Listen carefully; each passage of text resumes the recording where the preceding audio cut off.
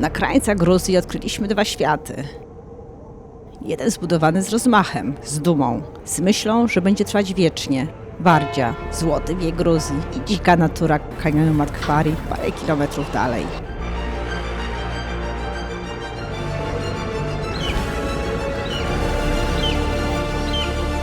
Drugi stworzony z myślą o ciszy, oddaleniu, życiu na granicy pustki.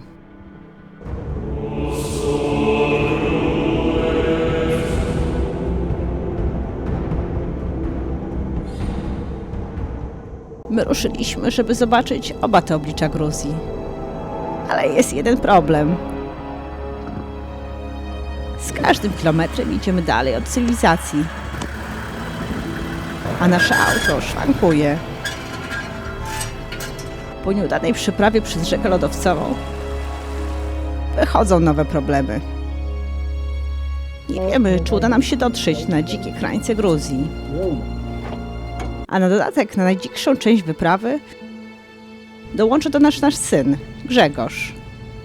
Cześć, tu Dominika i Tomek. Razem od liceum, a teraz razem w drodze w Toyocie Land Cruiser. Po 20 latach w biurach zamieniliśmy korporacyjne życie na offroad, górskie szlaki i dziką przyrodę. Od połowy maja podróżujemy w stronę Kaukazu, odkrywając po drodze mało znane, lecz piękne miejsca. Jeżeli marzycie o tym samym, subskrybujcie nasz kanał i ruszajcie z nami w nieznane. Po wcześniejszych przygodach w Gruzji wiedzieliśmy jedno. Nasza podróż przez Gruzję nie jest podróżą, w której wszystko idzie zgodnie z planem. Dolina Truzdo generalnie nam się będzie kojarzyła z wodą. Z dużą ilością. Z dużą ilością. Cieszymy się, że wyjeżdżamy stąd. Idzie. Samochód działa. Tak nam się wydawało w tym momencie. A tutaj po kąpieli w wodzie wind nam pękł, ale MacGyverowska metoda zadziałała. Niestety coś zaczyna strasznie piszczeć w czasie jazdy. Nie udaje nam się usunąć tego dźwięku, a owce najwyraźniej nie są fankami naszych odgłosów. Idziemy do najbliższego warsztatu, aby usunąć tę usterkę.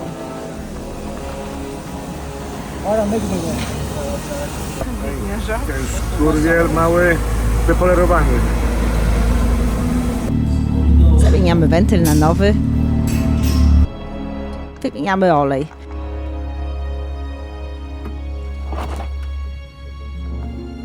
I kiedy myślimy, że już po wszystkim, że zostaje nam tylko umycie samochodu z kurzu i naszych emocji, kolejne elementy Toyotki przestają działać. Jest zimno w Gruzji. Śniadanko trzeba zrobić. Skończył się chleb, więc żonka wpadła na pomysł, że zrobimy omleta. Patelni już tutaj grzeje. Śniadanko się szykuje. To finalny efekt tego kulinarnego szaleństwa w mrozie. Dobra kabusia poranna. Tak wygląda szczęśliwy mąż. Z kapusią. Kiedy po kąpieli w lodosowej rzece nie działa webasto i kuchenka, mąż przejął wachtę zewnętrzną. Jak prawdziwy marynarz. Tak? Nie, zaraz zacytuję klasyka. Nie przesadzaj. To nie powiedziałeś na łukanie. Jesteśmy nad jeziorkiem, no ale kąpać to się nie będziemy, bo jest zimno. Po prostu jest zimno, lodowato. W nocy było około 4 stopni. Wymarzliśmy. Niestety oprócz webasto i kuchenki w środku Toyoty nie działa nam także grzanie wody. Nie mamy pewności, że za parę dni nie będzie nam coś więcej szwankować. Im dalej zjeżdżamy z głównych tras, tym ryzyko robi się większe. Bo tutaj nikt nam nie pomoże. A mimo wszystko jedziemy dalej. Na krańce Gruzji. Czy uda nam się dotrzeć do jej wschodniej rubieży?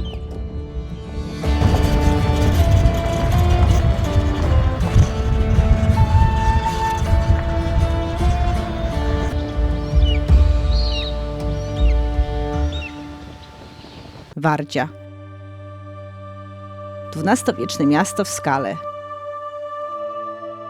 Na początku była to ukryta twierdza, Jej budowę rozpoczął król Jerzy III.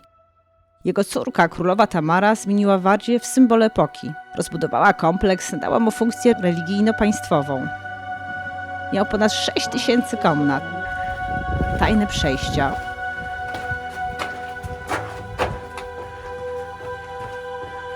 Łączące pomieszczenia mieszkalne z winiarniami, bibliotekami, aptekami oraz bardziej luksusowymi komnatami królowej Tamary. Ponad 13 poziomów. Za panowania królowej Tamary nastał złoty wiek Gruzji. Czas rządów Tamary to pasmo sukcesów politycznych, militarnych i rozkwit kultury gruzińskiej. Gruzja dostała jednego z najsilniejszych władców swojej historii. Nazywano ją Król Królów, Królowa Królowych oraz tytułowano jako Tamar Meppe, co dosłownie oznacza Król Tamar. Podkreślało to jej status kobiety władczyni i jej pełnię władzy w średniowieczu. Była jedną z najbardziej postępowych władczyń średniowiecza. Zniosła karę śmierci oraz tortury. Wardzia to miasto, które miało przetrwać każde oblężenie. Niestety trzęsienie ziemi w XIII wieku zniszczyło 2/3 miasta. W XX wieku do kilku cel powrócili mnisi, którzy do dziś opiekują się tym miejscem. Idziemy dalej, ale bez pewności, czy nasz samochód jest wystarczająco sprawny na podróż poza głównymi szlakami.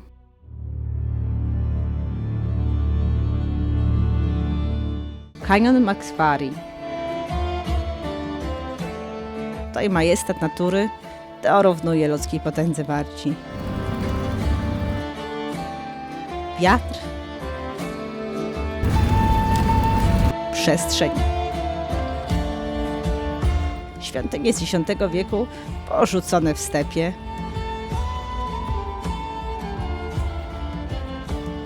Twierdzy z IX wieku zawieszone na skale.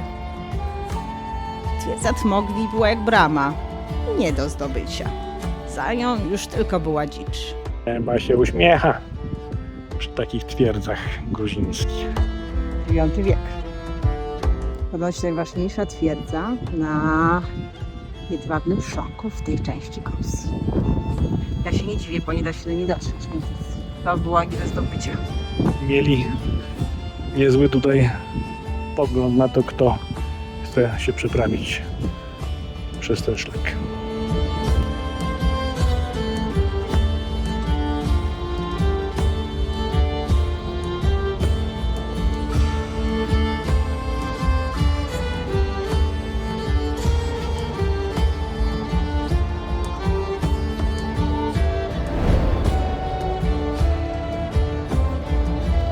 Kanion Makwari przypomina nam wielki kanion Colorado z różnymi formacjami skalnymi schodzącymi na same dno rzeki. Pionowe ściany kanionu to terytorium ptaków drapieżnych. 3, ja nie mogę. Było ich dużo więcej niż 3. Nigdzie indziej nie zobaczyliśmy naraz tylu orłów, sokołów, jastrzębi.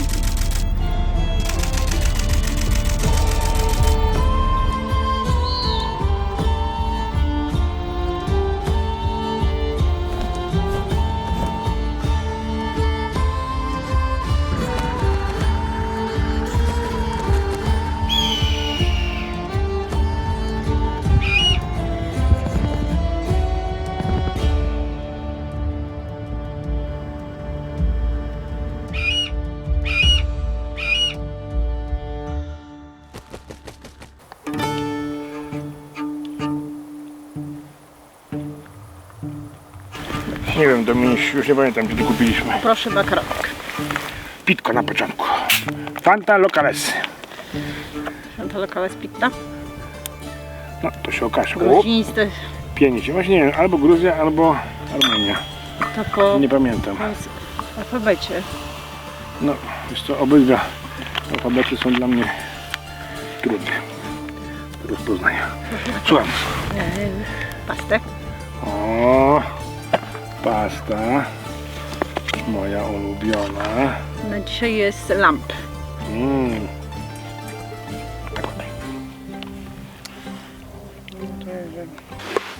Na pożegnanie proszę brać jagnięcinkę. No poczekaj, jem jeszcze. Ostre jest, co? Tu uciekaliśmy przed złą pogodą, ale chyba się poprawiło, bo dzisiaj jest pięknie. A wczoraj było To jest Zimno. lepiej i Jestem. 26 lat z jednym wytrzymać. chłopem. Gdzieś? 5, 7 już.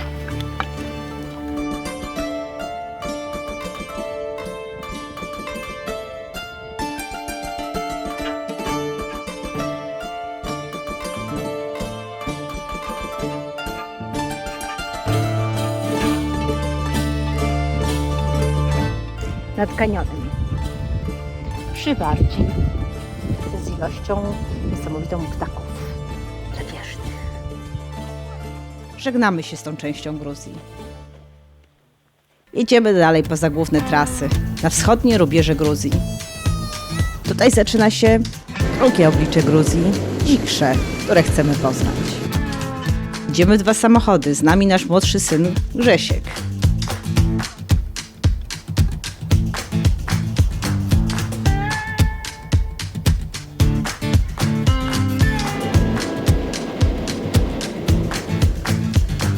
Na dobry początek zaczynamy od tradycyjnych w naszej rodzinie naleśników. Jak codziennie możemy robić śniadanie. Nie dajecie się nabrać, może by pierwszy raz śniadanie, to jest jego pierwszy posiłek od 3 miesięcy, ale kocha mojego męża, ale naleśniczki to są najlepsze.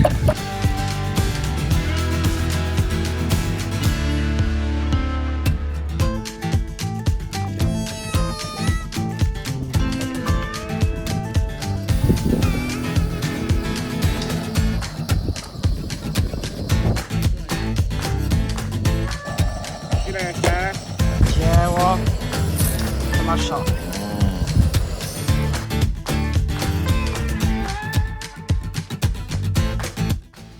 Zobaczcie, tyle naleśniczków. Naleśniki z polskim serkiem proszkiem, na słodko, jak w przedszkolu. Nutella. Nutella, bita śmietana i najważniejsze jabłuszka. Efekt końcowy. Nie ma jak dobry początek dnia.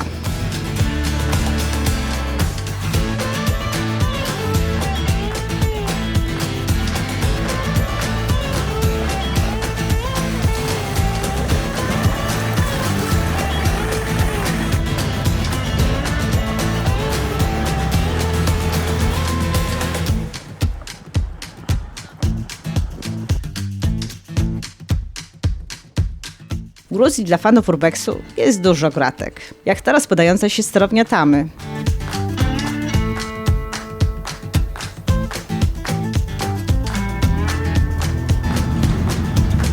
Niezłe.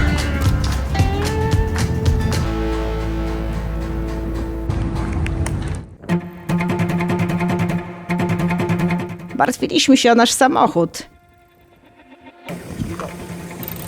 A tu w wynajętym dla Grześka samochodzie coś szwankuje. Co nam się zepsuło? Napęd, myślałem, że jest napęd na przednie koła.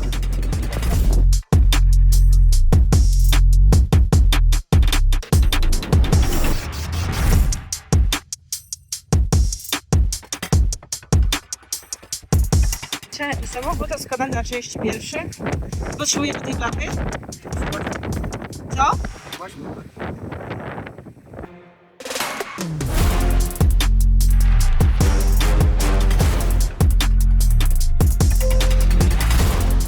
Chłopaki sprawdzają, czy coś poważniejszego się nie stało.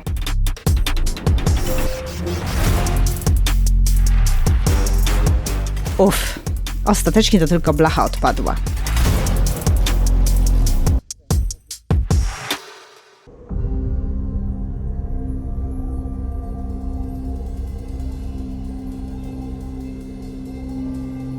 Płaskowy Shiori.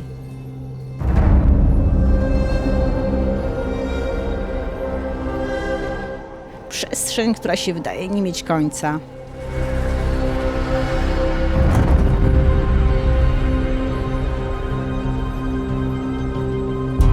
Bez punktów odniesienia.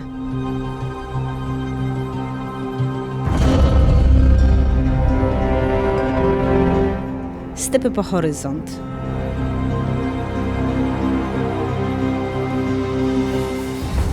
A w nich wyschnięte kaniony.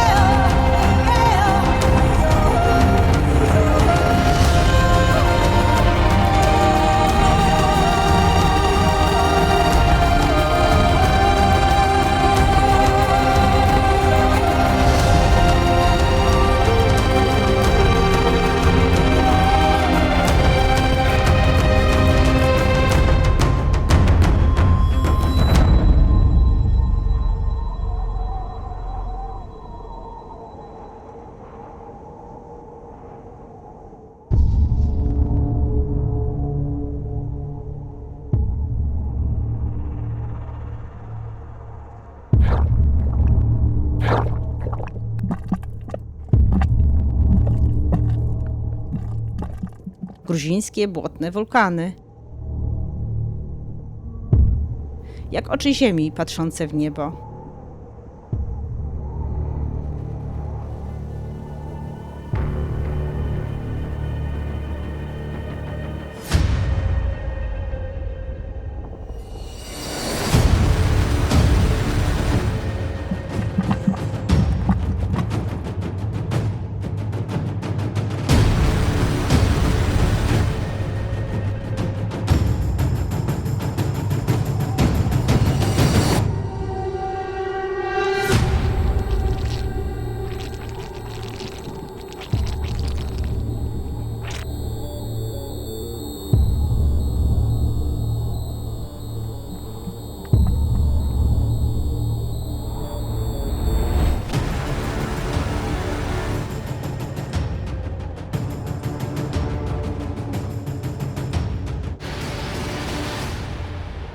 Ku naszemu zdziwieniu te błotne wulkany są zimne. Gruzińskie wulkany wypluwają z siebie miksturę błota, gazu oraz ropy. Jedziemy dalej w głąb dzikiego płaskowyżu Jori. Przy nami wyrasta grzbiet góry. Jest jak mur dzielący krainy. Co jest za tym murem? Dalej step i pustynia?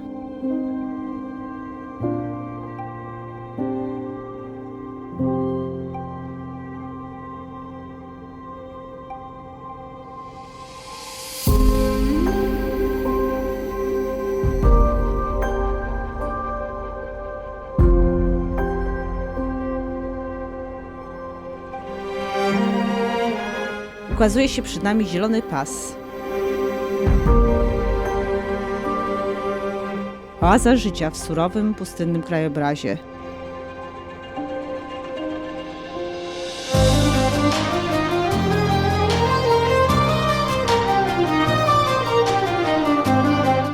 Tylko stromy zjazd tego skalnistego muru i zaraz tam będziemy. Ale ten grzbiet nie jest zwyczajny. Wygląda jak grzbiet ogromnego smoka ze sterczącymi łuskami.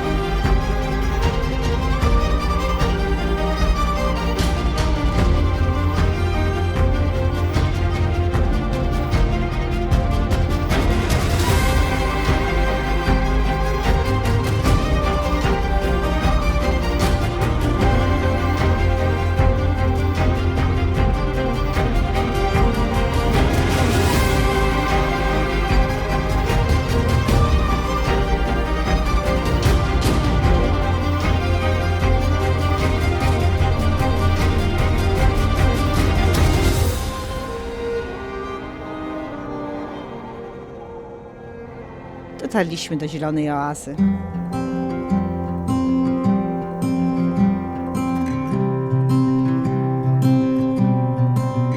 Jest pewien kłopot. Czy ten most jest dobry na nasze samochody? Chłopaki sprawdzają. Test zaliczony. Jedziemy.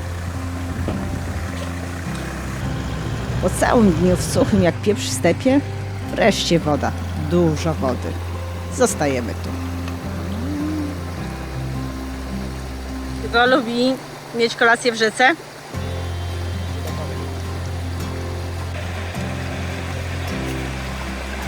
Obiad w rzece.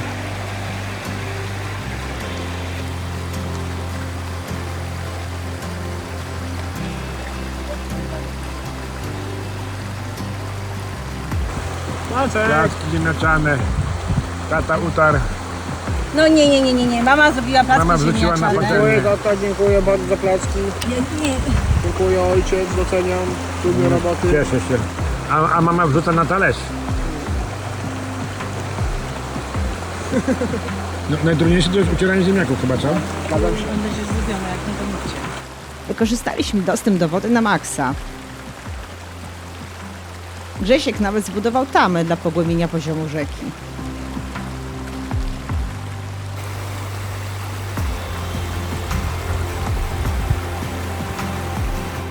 Kiedy myśleliśmy, że jesteśmy totalnie sami nad rzeką na peryferiach Gruzji, wojsko kazało nam natychmiast opuścić naszą miejscówkę.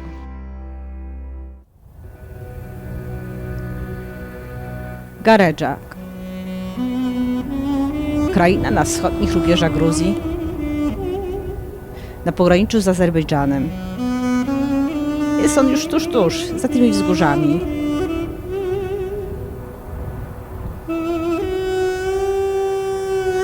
Sucha,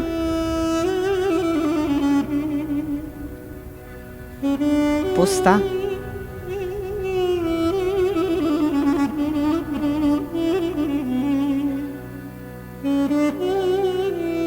wystawiona na wiatr.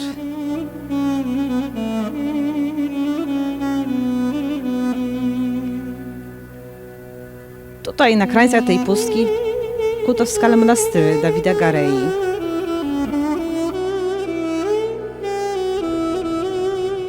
W VI wieku, 600 lat przed powstaniem Wardzi, mnisi świadomie wybrali żyć w jaskiniach, chcąc odciąć się od świata.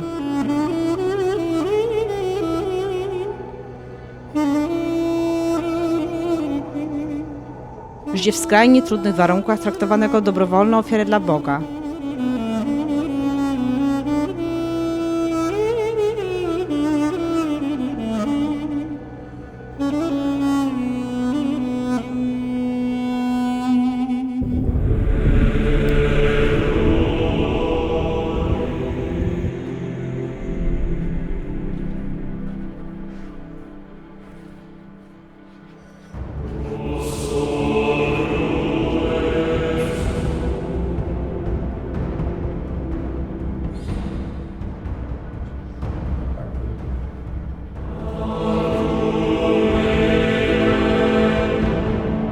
Mnisi to tworzyli to sztukę najwyższej próby, surowe, oszczędne freski przedstawiające Chrystusa i świętych.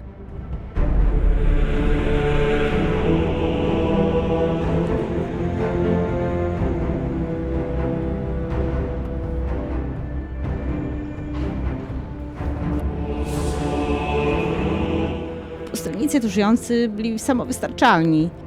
Zbierali deszczówkę, rzeźbili cysterny w skale na wodę. Kandydat na mnicha musiał przejść próbę. Przez 2 lata wykuwał własną celę w skale.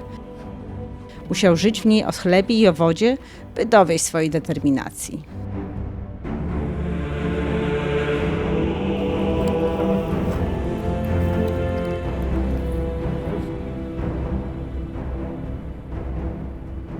Większość tutejszych monasterów jest opustoszała, ale są i takie jak monaster Larwa,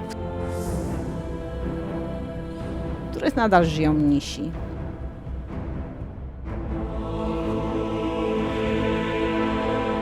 Znajduje się tu grób świętego Davida Garei, jednego z 13 ojców syryjskich, którzy przybyli w VI wieku do Gruzji, żeby wzmacniać chrześcijaństwo.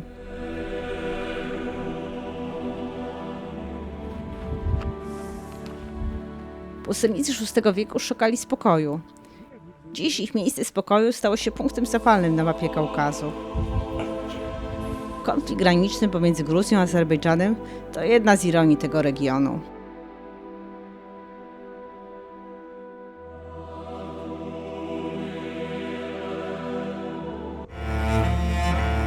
Tutaj naprawdę czuć rubieże Gruzji.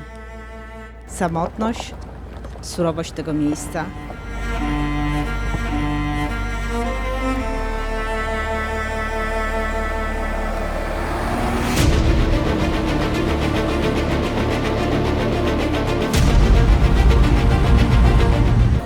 Idziemy przez stepy.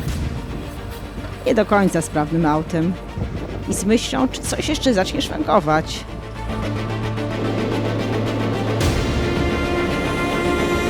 Ale radość jazdy jest większa niż obawy. Dla nas te rubieże Gruzji to esencja overlandingu.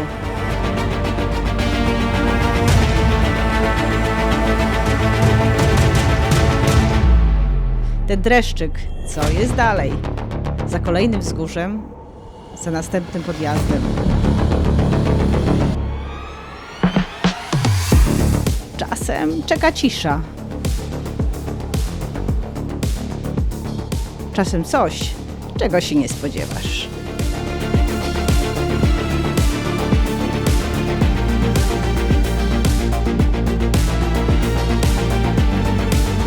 Jak te tęczowe góry. Glina, kolorowy piaskowiec, wyrzeźbiony przez wiatr.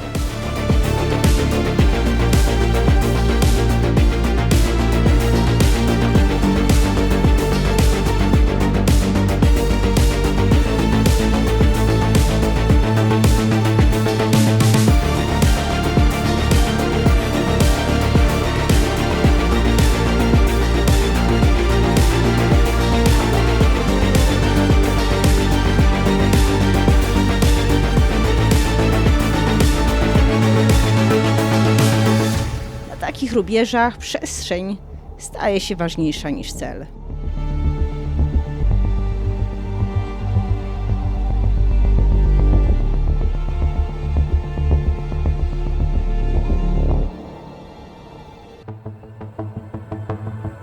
Na początku Gruzja miała być przewidywalna. Białe szczyty Kaukazu, lodowce. A potem zjechaliśmy z głównych dróg.